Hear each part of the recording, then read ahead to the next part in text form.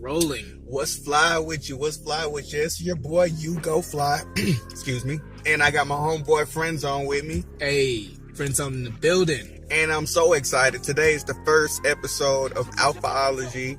It's a podcast show that we're doing basically to show you how to be alphas. And my definition of being an alpha is loving yourself, things like meditation, setting goals, believing in yourself, equality, just things to help make the human race better. This first episode is called Those Aren't Wolves, They're Hyenas. Hyenas. Those are not wolves, they are hyenas. Okay, so I've been in Colorado going on 3 months now, and I initially came back in November last year, and on the way to my aunt's house from the airport, I saw Great Wolf Lodge, and I knew instantly that I was supposed to work there. Anybody who knows me, they know I'm like this deep spiritual person who believes that he's half wolf, half dragon. And so just because the wolf just stuck out so big there, I was like, yeah, I gotta work there. And so I put in the application while I was here, and I didn't hear anything back before it was time for me to go back to Alabama. I got to Alabama, and I had gotten 2 phone interviews that had got pushed back twice. No explanation, just like, just we rescheduled your meeting for such and such a date. So at this point, I'm getting frustrated. It's sometimes they say that they're just trying to test you or whatever. When they do that, they're trying to test your patience or something, which I think is kind of dumb. I don't think they should do that. Yeah, it's unprofessional. True. Yeah, I mean, yeah, I can see that, but I don't know. I just think that it's unprofessional, period. But I was walking into orientation for an assistant manager position in Florence, Alabama at Burger King.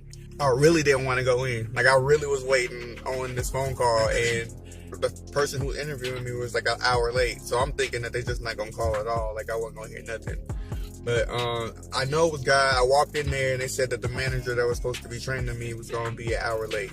So I would go back to my car, and as soon as I get to the car, I'm getting a phone call, and it's Miss Diana Lange from Great Wolf, from HR. And so she apologizes for being over almost an hour late. And she gives me the interview, and she wants to interview me that day. And of course, then I couldn't tell her that I wasn't in the state of Colorado. So I told her I had a couple of things that I had going on, but I could make it Friday. Okay. So I left the next day, like literally drove it was more than 17 hours because I stopped, but I literally got to Great Wolf Lodge, my interview, 15 minutes, coming straight off the road before my interview. I went in there, I talked to Chris, Mr. Chris Reyes, and I got the job. Then there was something that had happened with the paperwork. Like, I had to wait a whole additional 2 weeks before I could start. So I finally start, and they're impressed. Like, my first day, everybody, like my supervisor that trained me, who was Mary Waldrop, she was impressed. She was talking, to Mr. Chris, the housekeeping director, about me. And by the second day, I was doing rooms by myself. They was already talking about putting me on A team, and this, like, I was the talker to the place. So that's good and all, but like, I'm always kind of cautious in those situations, because then, like, they expect the world from you. Yeah. Like, once you show that you're great at something, like, then you have to continue to perform at that level forever. And then when you don't perform at that level, then they got some shit to say. Yeah, like, and that's always a hard work once they get the shit too. Yeah, exactly. I don't know. It's just, like, my experience there, the job itself, I liked it. It wasn't hard. Like, all I was doing was going in there, cleaning rooms, making beds. Like, during my experience there, of course, there's always going to be gossip and rumors, and I just kept hearing a lot of negative stuff about the supervisors, about how they had favorites and how, they didn't like such and such type of people, and that they would intentionally antagonize or bully people if they didn't want them working there anymore. Right. And I'm going to be honest. I mean, I'm not going to sugarcoat anything. Most of the supervisor team is Hispanics. And I love Hispanics. Like, I'm not racist. Like, I love every single color human being out there. Me too. So I have a record for dating Hispanics like over and over again. Right. So y'all see, let's go ahead and get this straight right now. This is not no racism. This is just what I have seen or what I have experienced or what I have been made to feel working there. I've seen firsthand them talk and disrespect people just because of their position or just because they think that there's nobody else there that can speak their language. And I personally had never had a problem or an issue with any of them there. Well, maybe a couple of them just because I had to correct them on my name. So, what finally made you quit at Great Wolf Lodge? I went in, this is like, I think it was the 2nd of this month. It was a Saturday. The manager, Mr. Chris Reyes. Normally when he sees me, he's like, "Hey, Hugo, what's up? How you doing?" But this day I walked in and I just, like, I'm an empath and then I'm a Cancer, so I'm sensitive to people's energy in the first place. Right. But his vibe towards me was just completely negative. And at the time, like, I just felt like jealousy and anger. I couldn't really understand the jealousy part. I can understand it now, but we'll get to that later. But he didn't speak.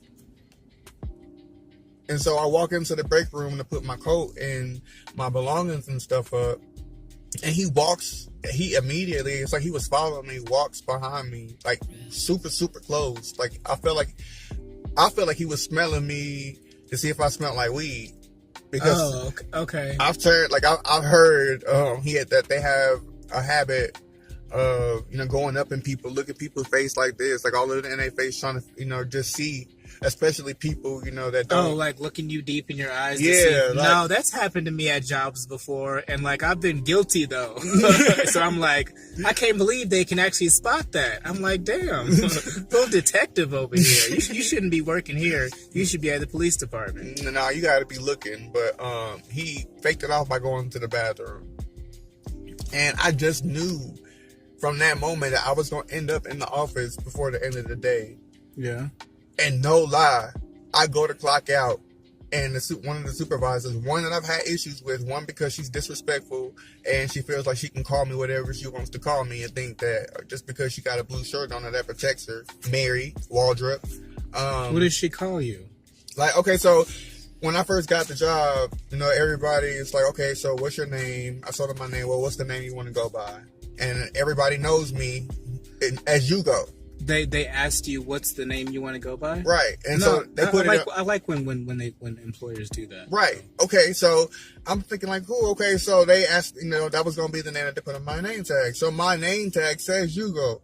Yeah. So everybody else, all the supervisors is calling me Hugo. The housekeeping director is calling me Hugo. The manager is calling me Hugo. And then one person, Leah, felt like, because I guess my name was still like my government name on the paperwork, that she was just gonna call me that name. But my thing is, my name tag says Hugo. Everybody else calling me Hugo, and I've already corrected you twice politely. Yeah. About the name that I would go by. You feel like you just don't call me that anyway. And Mary is also one of those ones that would call me Tyree behind my back, and then call me Hugo to my face. And so, like, that right there was already raising a red flag for me for the first place. Like, okay, y'all already being disrespectful because you can't call me the name, first of all, that you guys asked me that I would go by. Right. And that I do go by. So right. Now, having to correct you more than one time, and then you still feeling like you just don't call me whatever, that's an issue for me. Right. And like, I don't know, like, I use this as a reference because I understand what he was feeling now, Birdman. I mean, he was going through that whole thing about them talking about put some respect on his name. Right. I understand now, like, everybody thought it was a joke back then, but it's not a joke. Like, I don't play about my name. Call me by my name. No, he doesn't. He does not play about his name. I've been checked about his name before. Like, he does not play about his name. So don't play with his name. Put some respect on Hugo Fly's name out here, boy. But I think the first thing that I saw before that incident even happened was on my first day. I was paired. I'm not going to say any of these names, for respect for their privacy, but everybody who's watching this at Great Wolf knows. I was there and she was married. She was telling me, she was like, okay, work on your speed today. I'm thinking, okay, yeah, I'm new, so I'm thinking she's talking to me. So I said, yes, ma'am. So she says, yeah, okay, work on your speed today. And I said, okay, I heard you. She was like, no, I'm talking to such and such. And she's on the 18, you feel me? So she already, like, I'm thinking, but she's a professional. Like, she already know. But then she started talking about they were supposed to be taking 18 away from people, this, that, and the third. And, like, it literally crushed this girl's spirits to the point where 4 hours go by, or 3 or 4 hours go by, and, like, she still hasn't done as many rooms as she normally does because she keeps thinking about that comment. And I felt like, first of all, that's not something that you should have done in front of me, especially me being somebody that's new and a trainee. Right. If you was going to correct somebody, you don't correct nobody else like that in front of nobody, first of all. The shade. That's disrespectful. And they have a habit of doing it. And, like, I know a lot of people probably don't believe in, like, the whole other side, like the energy vampires and people that, they just bully you. They just want, but I've literally come in contact with supervisors that will come in there with a negative attitude, and they'll see somebody that's glowing with positivity and will go out their way to try to mess up their vibe. It's like they thrive off of negativity. Some people do. No, some people definitely do just thrive off of that, or just only happy when they see that you're going through something negative. Exactly. And sometimes that's the only time you'll ever hear from those motherfuckers is when you're going through some shit. All of a sudden they pop up. I see you out there. I had a pregnant homegirl that worked there, and there was some management that talked to this girl so reckless, like, it's infuriating. And to see her walking down the hallway, like, crying, and then finding out that they fired her because she couldn't work as fast or as hard as everybody else because she's 6 months pregnant, and y'all telling her that she can apply when she has the baby. Okay, why y'all just didn't put her on maternity leave? Like, I don't understand it. But then not just that, and I have to shout this out, like, to my two, like, I consider y'all homies up there. Y'all were supervisors. Y'all not now, so y'all know exactly who I'm talking about. How they got y'all up there slaving, still doing the same job, but demoted y'all. And y'all not getting the pay to do the work that y'all doing. And that's not okay. And y'all, and if won't anybody else say nothing there, I'm gonna say something about it, because that's not fair. And I understand people still, everybody's not as bold to just be like, you know what, I don't care that this job pays me 13 hours, and I don't care that this job gives me benefits. I'm still gonna walk away because there's not enough money or benefits in the world to just allow disrespect. That's for me. Like, I'm not about to, and I know everybody can't do that. I know everybody's got bills, and I know everybody's got kids and responsibilities and things that they want to do. So I'll be that voice to say that's wrong. Not just that, but there's been claims against the housekeeping director of sexual harassment, where he has inappropriately touched females. And because he is friends with the HR director, nothing happens. It's been said that they went to the HR. Well, they went over HR to corporate and told them that they had to talk to HR. And when they talked to HR and told them about what was going on, they said, "Oh, well, just tell him to stop." They said to just tell him to stop? Yeah, just tell him to stop. Or I've heard from multiple and reliable people up there that it was said that, Mr. Chris comes from a rough life. He's a work in progress. But apparently he's been a work in progress for 8 months now, and apparently was doing the same stuff in food and beverage department when he got transferred to housekeeping. That's crazy. Oh, wow. I wonder why they would cover for him like that. Because, and this is, like I said, it's not a coincidence. They're all Hispanics. They're all cool. They're all friends. Like, let me tell you about this one incident. Me and this other guy, the other black guy, got called down one day for this thing called coffee talk. Coffee Talk. Let me tell you about this. That Okay. sounds nice. Yeah, it was actually. It was Coffee actually talk. like, yeah, she bought our coffee and she bought us one little donut, you feel me? Like, and Okay. she just wanted to talk to us about our experience. Now, this is the thing that I didn't understand. One of us had been there for like over 6 months. So my thing is, I feel like Coffee Talk, the whole purpose of that should be something that should be done with somebody that was new, like me. But it just, and I might be wrong, but I've never seen any other black dude that worked there. I think we were the only 2 black guys that worked there. And once we got back from Coffee Talk, I had supervisors who had been there for like a good little minute asking me what Coffee Talk was. What? Yeah. Now let me tell you what I feel like Coffee Talk was about. I feel like Coffee Talk was just for her to be up in our face to see or smell if we have been smoking weed or not, to give us a reason to get us out of there. Oh, Lord have mercy. Because how do none of your supervisors know what Coffee Talk? Nobody else knows what Coffee Talk is. This is also the one thing that I don't understand. In this Coffee Talk, she asked us if there were any issues with any like supervisors or whatever, and I addressed my problem with one of the supervisors, again, Mary Waldrop, because she's just one of the main disrespectful people up there.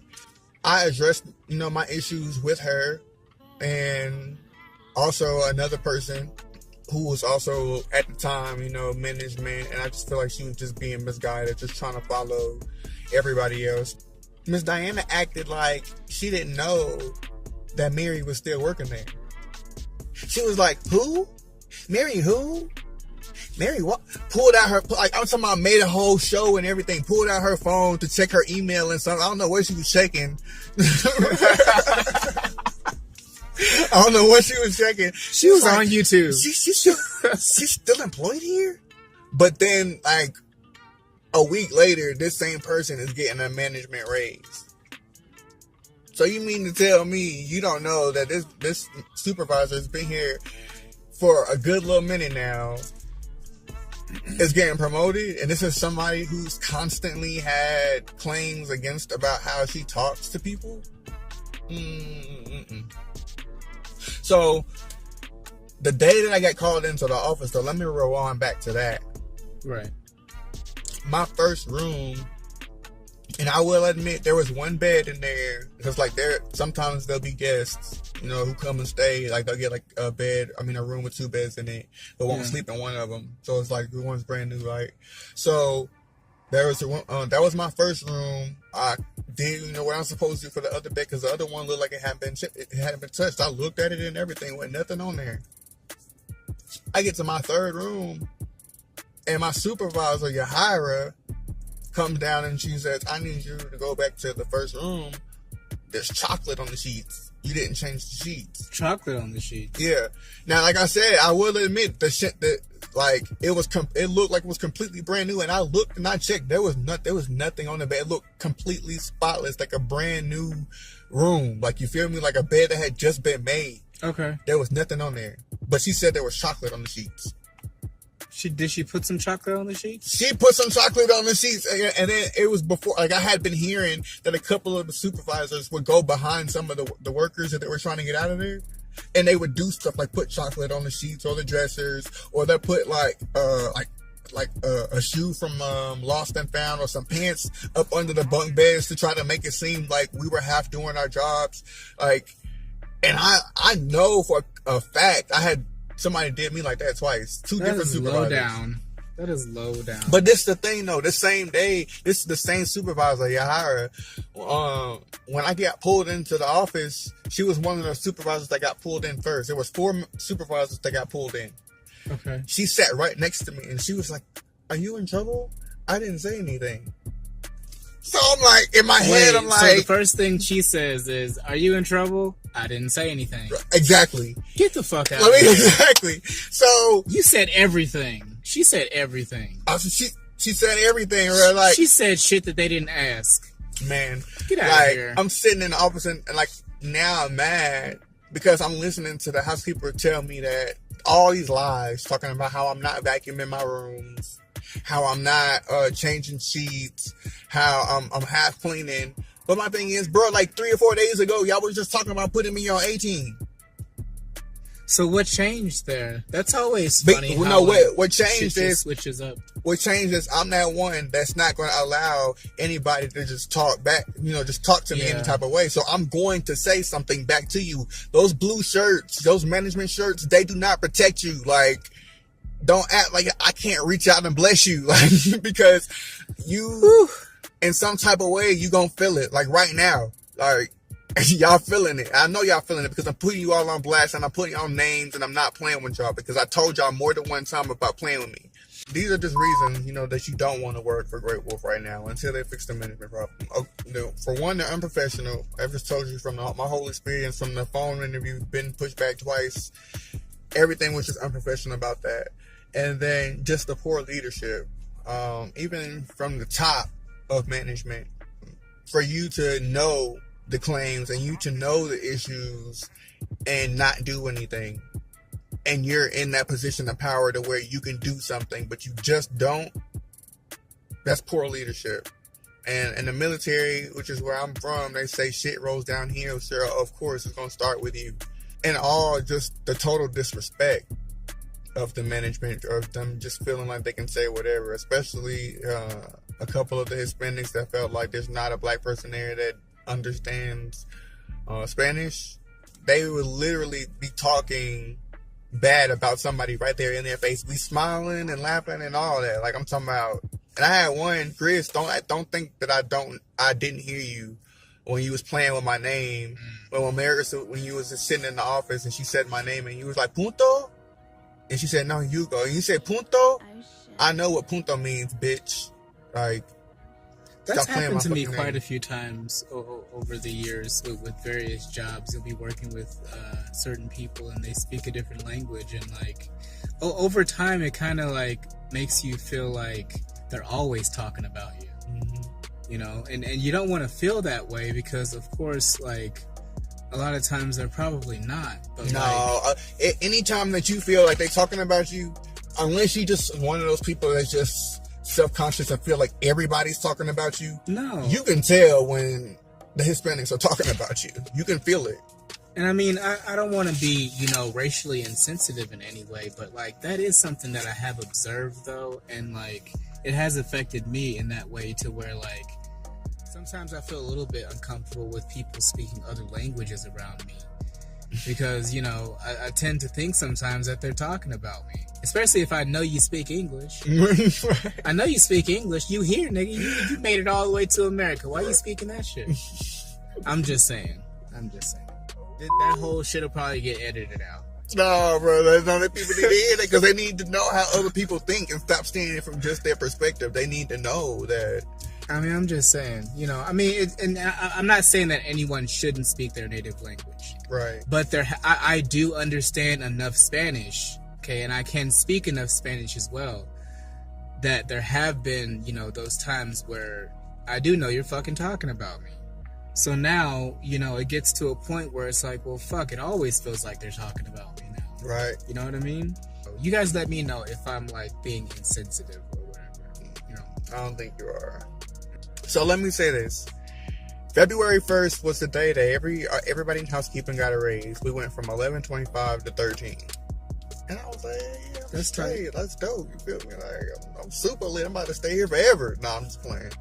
But there was this meeting that was held before we could start our shift. And they was telling us about how there had been a change in management. And basically, all the Hispanics had, got the raise and moved to the next management. And there's 2 others that couldn't, because of lack of experience or whatever. But these two females are the shit at their job. They are great at what they do, and I feel like they deserve to be up there with the rest of them too. And I just also feel like that was just like a race thing. And also because apparently, I'm not sure if it was both, but I know there's a claim going on against one of from one of them, saying that he inappropriately touched her, and that's how she supposedly got her shirt in the first place. I feel like if that's the case, that shouldn't be a reason why she is not up there with the rest. Because in my opinion, she's the top. Like, she's up there. Like I said in the beginning of this video, I'm not doing this to try to get my job back. Or it's bigger than that. It's bigger than me. Something needs to happen. The light needs to be shown on this. Otherwise, people are just going to continue to go in there and get mistreated. I'm just not that one to not say anything. Well, that's noble of you to speak up, because I mean, things like this happen like every day, all over the place with all kinds of jobs. I mean, I'm glad that we have this kind of platform that we can be vocal about these kind of things and try and encourage people to do something better with their life than just devoting themselves, you know, day in and day out to someone who's going to throw you away later. Right. Of course, we all have to work. We all have to make money, of course. But at the same time, you know, find that thing that's special to you. Find that thing that you really love and try and find some way to make money doing that. That's always the best way as far as I'm concerned. I've been on a mission lately to try and never have to work a 9 to 5 ever again. And I mean, I still have to work. I still have to make money. But I'm on the trail to not having to clock in for anyone else but myself anymore. And I just want to encourage everyone else on planet Earth to do the same. I mean, of course, somebody has to work for somebody. Right, but do what you love. Do what you love. You know? Don't spend all your time and energy pushing these other people's dreams and their corporations and their numbers, and then you be so tired and drained that you don't even have, you know, that to do for yourself when you get off. Go back to when you were a kid. What was it that you wanted to be when you were a little kid? A rapper, a rock star, a doctor? If you're not doing that now, you're on the wrong track. I wanted to be an executive, like an entertainment executive, when I was a kid. I used to play. Look, I see you. Like, how you be doing it, especially, man. I used to play. I used to play record label. You know how people used to play like house, play house or some shit like that. Nah, but like I'd be in my room solo dolo, you know, just a solo kid playing record label, and I would like write up music contracts and stuff and like have blanks for people's names that I was gonna sign to my label and shit. So like I was always like into entertainment in general. I wanted to act, wanted to sing, all kinds of shit. So yeah, I definitely think I found my spot. Maybe we'll see. Of course, I wanted to do music. Honestly, I never saw myself dancing. I started dancing in 2016, but I wrote my first rap when I was 11. It was a gospel rap song called "What You Want to Do," and it was right when my dad had switched over from doing secular music to gospel rap and gospel R&B, and so I was like, okay, I can do that. And then I think it was like 2011. Drake came out with "Take Care," and that just inspired me to just go ahead and start making music that I wanted to make, that I wanted to talk about. No disrespect, like, I love gospel music. I love a lot. I love, you know, it's good, but I just don't feel like people want to hear that all the time, and I don't feel like that was my purpose, was to just make music like that all the time. Yeah, gospel music is lit though. I like some of the stuff that you play. A lot of times I don't even realize it is gospel until like you pay attention to the words. Yeah, until like maybe the second or third time I hear it. But no, I like a lot of the gospel that you play. But yeah, I totally feel you though. I mean, I don't necessarily listen to spiritual music all the time. Right. I like that ratchet shit. Yes. You gotta turn up. But I gotta bring attention to this. As some of you might know, there was a video that went viral of a lady who had stayed at Great Wolf Lodge in Colorado Springs with her daughter, and there was bed bugs. And the lady's name is Miss Avrich. I think that's how it's spelled. It's Avrech. She said that the customer service there was bad, that they just dismissed it. What they said was, that's not a bed bug, it's a beetle. And according to Miss Avrich, they hadn't even looked at the bug before they said what it was. Not just that. I'm sorry, but that's just funny. They dismiss that shit right away. Oh, bitch, no, that's not even a bed bug. That's a beetle, and which are two completely different insects. But no, then went to say that it could have been brought in by a guest. And so I can see. Well, obviously, but that doesn't make it any different. It's still a problem that needs to be fixed, though. Exactly. And so I seen what they had. This is the thing that tripped me out when I read the board. It was like, we got, with our specially trained housekeeping, and we had canine units. I was like, wait, canines? Hang on. Wait. Y'all got canines that can sniff out bed bugs? What? Wow. Wait a minute now. Don't let me find out. Let me give me one of those. They got bed bug sniffing bloodhounds in this motherfucker. I ain't never seen no canines up in there sniffing for ticks. Bed bugs. That's some wild shit. And they claim that they had somebody come and check up there, but apparently there's been multiple complaints about bed bugs on the 8th floor. On the 8th floor. Don't go to the 8th floor of that motherfucker. That 8 ball is deadly. You don't want no parts of this shit, though. Oh my god. Hey, they're supposed to got like haunted floors on the 5th and the 7th floor too and everything. Yeah. Very superstitious. I'm not all that superstitious. I like those kind of things. Yeah, me too. Haunted hotels and shit. I'm a white person with that shit. I love haunted hotels, and I be going to investigate shit. Oh, what was that sound? I'm that nigga that would get killed in the movie. Okay, well, hold on, let me go back. I wouldn't care. When I quit, I quit like 2 days after the whole incident when they called me in the office. And I spent my 2 off days really, really, really pondering and thinking about, do I really want to go back? But if I go back, then that's just allowing them to think that they can just do it over and over again. And apparently, I can't complain to anybody because they all in the clique, you feel me? So I was like, nah, I'm going to just go ahead and go. So I took 2 weeks off, you feel me? But before I left, Miss D was like, well, let me know if you change your mind, whatever. So I took my little time off, and I'm thinking about the situation. And I've been thought about doing this video probably like the day that I quit. Yeah. But I just was like, let me just make sure, you feel me? Right. So I go up there this past Friday on the 22nd to go pick up my last check. And I was there to talk to Miss D, about getting my job back. Right. She wasn't there. They said she was only in Texas till the 1st. So Chris was there. I ain't really going to talk to that nigga because, first of all, he lied to me in my face in the office when he was talking about he didn't really care about speed. He just cared about quality. But the same supervisor that put chocolate on my sheets and came back and told and went back and told that I did it, or that I didn't change the sheets, came to me and told me that he said, oh my God, I know he does not still have 4 rooms left when everybody else is done.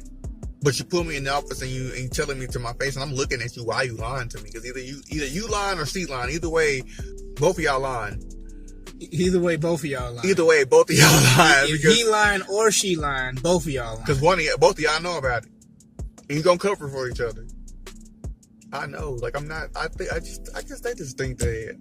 I really, for real, think that they think that all black people are dumb. Like, they just, like, no, people are not aware of their surroundings. They don't pay attention to the body language. They don't pay attention to people's energy and vibe. Well, you in for a rude awakening. And then what makes it so bad, they be the laziest ones. Yahira would sit on her phone for hours in the hallway.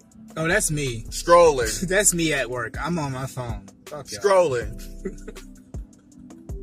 I know 2 times he was my supervisor. I was like, dang, you must be really slow. You ain't got nothing to do. Oh my God, I just saw everybody weak right now because they know she be doing with the hand motion stuff. Looking like a little clown with all that red, loud ass red lipstick she be. Oh my God, no. It's gonna be a no. It's going to be a no for me too. Back to the bed bug thing. That was infuriating to me too because now I'm just like, what? Bed bugs?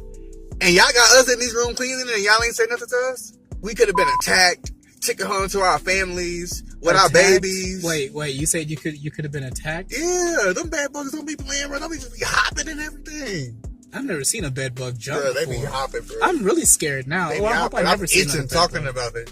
I hope I never see another bed bug. If I see a bed bug hop at me, I'm shooting every fucking thing.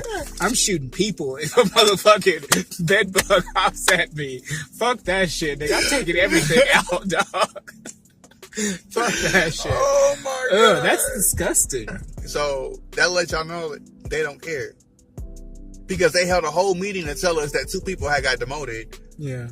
But y'all couldn't tell us that there was bed bugs in the room. That y'all were sending us up there to go work in. Sent y'all into a trap. Damn. Ay, ay, ay.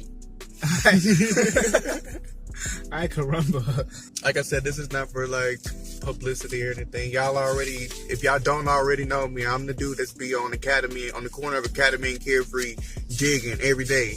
Or you can catch me out there on Stetson Hills. Yeah, but mainly I be on the Academy strip. You go fly. Get it right. You go fly. Yes, get that name right. God forbid you fucking get that name wrong. You don't want to see the dragon. Or the wolf, yeah. Or the wolf. You both of them at the same time. The message behind this, so we can go ahead and get this wrapped up. If you're working at a job and you reach that point where you know that you was meant to do more, or you just feel like inside of you that there's something bigger or better for you, there is. Don't get caught in the rat race where you going and you working and spending all your time and energy working for people who are going to underpay you for one, but not just underpay you, disrespect you, treat you any type of way, when you could be doing what you love and make money. It's people on YouTube that's making millions just by talking, doing what we're doing right now. Right now, we're in that wave right now. Like, I see a lot of people even on my timeline. They're doing music videos, they're writing, they're dancing, they're painting, they're creating something. Get out there and find your passion and put all your focus and energy into that.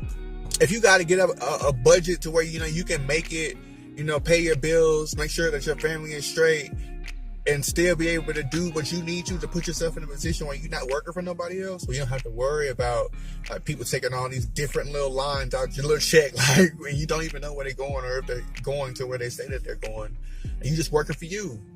Like, work for you, because this government does not care about us right now. They don't. And I mean, of course, it's not for everybody. I mean, realistically, everybody isn't going to be able to start their own business and just be an entrepreneur. So I guess this video, or I guess this message at the end of this video, is for certain people. If you know it's within you to, branch out and do your own thing and, be an entrepreneur and a self-starter and make your own way in this world, then you should definitely pursue that. Don't let anything stand in your way either. And I feel like that message should just be for everybody, because I was listening to a guy, Ralph Smart. Everybody knows who he is. Can I get a hello there? Yeah. I love Ralph Smart. He was talking about earlier in this message, he was saying how it's never too late, to do whatever it is that you want to do. Like, there's people that's acting in their 80s. There's people that's still, rapping in their 40s. There's people that are starting out late rapping in their 20s. There is no time limit. Don't let anybody tell you that it's too late for you to do anything. I've had so many people, even in the past year, try to tell me, oh, well, you need to hurry up with what you're going to do. Find out what you're going to do, or your talent's going to go away, this, that, and the third. Talent doesn't go away. First of all, I know that shit. No, it does not go away. But y'all want me to do what y'all want me to do. If I say I want to dance, or I want to sing, or I want to, why you can't go be an X-ray technician? Why you can't go be a nurse? Sounds boring. Why you can't? So when you ask if I'm going to college and I say no, and you tell me that's stupid. No, what's stupid is going to go be something that I know that I don't want to do. And right now, I feel like I'm doing pretty fucking amazing right now, like doing what I want to do. So don't let nobody tell you that it's too late, or that you're too old, or that you're too young, or that you're too anything.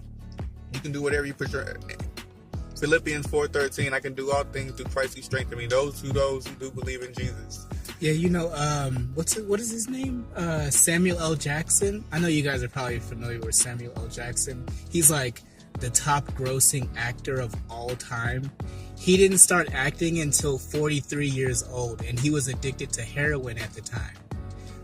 Some director, I forgot who it was, Steven Spielberg or somebody, came along and decided to let him make a movie where he portrayed a crack addict, which was right up his alley at the time. Well, yeah. And from then on, that blossomed his whole career. That was at 43 years old. And then by 46 years old, he did Pulp Fiction. Do they speak English in what? Yeah, that movie. Just 3 years later. And this is later in life. This is 46 years old. And he went on to be the top grossing actor of all time. His movies have made more money than any actor ever. He's still playing in the Avengers series. And still playing, what is his name? Nick Fury in the Avengers. That story alone kind of inspired me because I'm like, damn, he was 40. Not only was he later in years also strung out on drugs at the same time. Now he a superhero. Now he a superhero in the Avengers movie at damn, what is he, 105 now? Is he that old? Who knows? I don't know. I honestly don't know how old that man is, but he was 46 when Pulp Fiction. He probably like 70 something. Yeah, he's probably in his 70s. But I mean, that's cool. But yeah, I mean, if that doesn't inspire you, I mean, if that doesn't let you know that nothing can stop you when you really, really have a mission and you really stick to it, I mean, come on. Thank y'all for watching, for tuning in. This is the first episode of Wolfology.